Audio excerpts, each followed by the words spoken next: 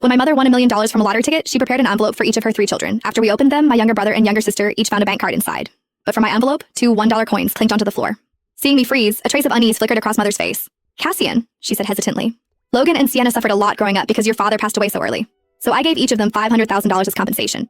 You're the eldest son, like a father to them. Don't fight with them over this, okay?" I glanced down at the faded down jacket I had worn for years, the fabric so worn that it had lost its color. Then, my eyes drifted to my younger brother's limited edition sneakers and to the designer bag slung over my sister's shoulder. Mother seemed to have forgotten that when father died, I had only been 8. I smiled faintly. "All right, I won't fight them for it."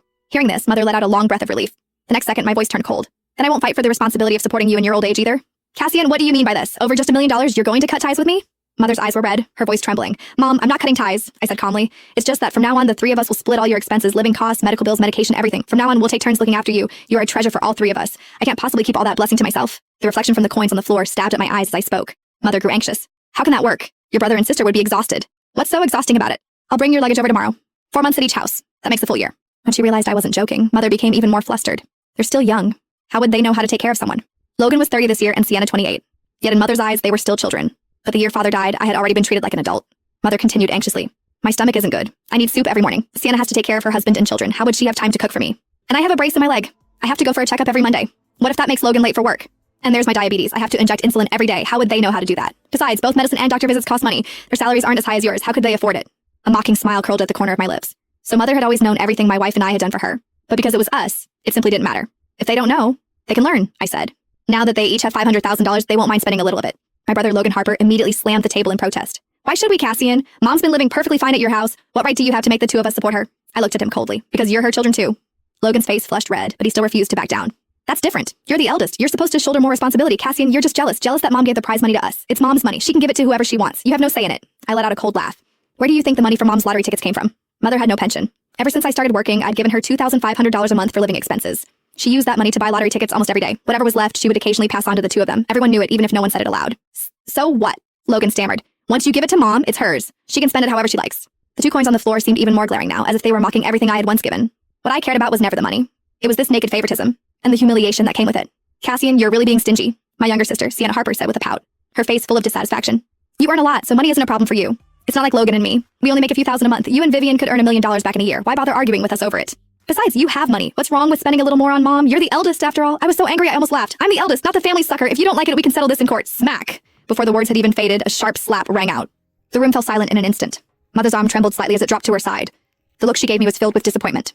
"Cassian, when did you become so selfish? When your father passed away, he specifically told you to take good care of Logan and Sienna, and now look at you. Over $1 million, you want to drag them into court. Are you trying to anger me to death?" Mother grew more and more emotional as she spoke. Sienna hurriedly handed her a glass of water. My right cheek still burned from the slap. I stared at Mother, unwilling to back down. "Mom, I'm your child too. I only want fairness." My eyes reddened as the words forced their way out, carrying years of pent-up grievance. Logan let out a sneer. "Cassian, how old are you now? Why are you still acting like a kid who didn't get his candy? Fairness? Didn't Mom give you $2? What are you still making a fuss about?" Sienna quickly chimed in. "Exactly. Cassian, why are you being so childish? I think you just dislike Mom and are deliberately looking for an excuse to drive her away. Was this something you and Vivian planned all along? Cassian, how can you be so heartless?" Logan angrily added. "That's right, Cassian. You keep talking about how well you treat Mom, but who knows how much she's suffered at your house. Otherwise, why would Mom give all the money to the 2 of us?" Fury surged through me. I forced the words out through clenched teeth. "Mom, have you suffered at my house?" Mother's gaze shifted away. She turned her head and said nothing. Seeing this, Logan thought he had caught me in a lie and immediately looked smug. "Cassian, let me tell you something. Mom's staying at my place tonight. Tomorrow you will bring Vivian over to apologize to Mom and personally take her back. Otherwise, I'll go to the police station and report you for elder abuse."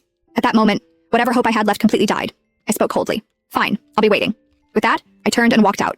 On the drive home, tears blurred my vision. The humiliation of those 2 coins, the sting of the slap, none of it hurt as much as Mother's silence while they twisted the truth. At last, I understood. From the day Father died, Mother had only 2 children, Logan and Sienna.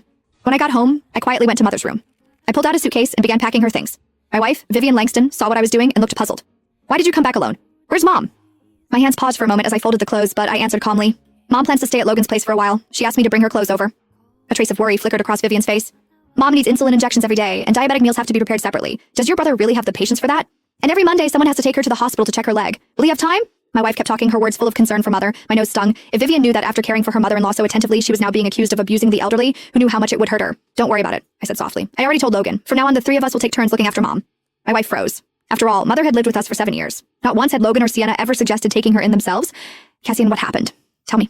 At last, Vivian sensed something was wrong and kept pressing me for the truth. Seeing that I couldn't hide it anymore, I finally told her everything. After listening, she remained silent for a long time, then she walked over and began packing the suitcase with me. When we finished, Vivian brought over a thick stack of receipts.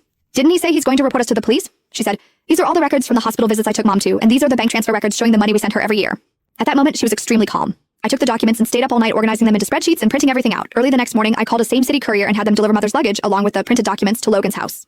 I thought that after seeing the evidence, the three of them might at least feel a little ashamed. Instead, the very next day, the family group chat exploded.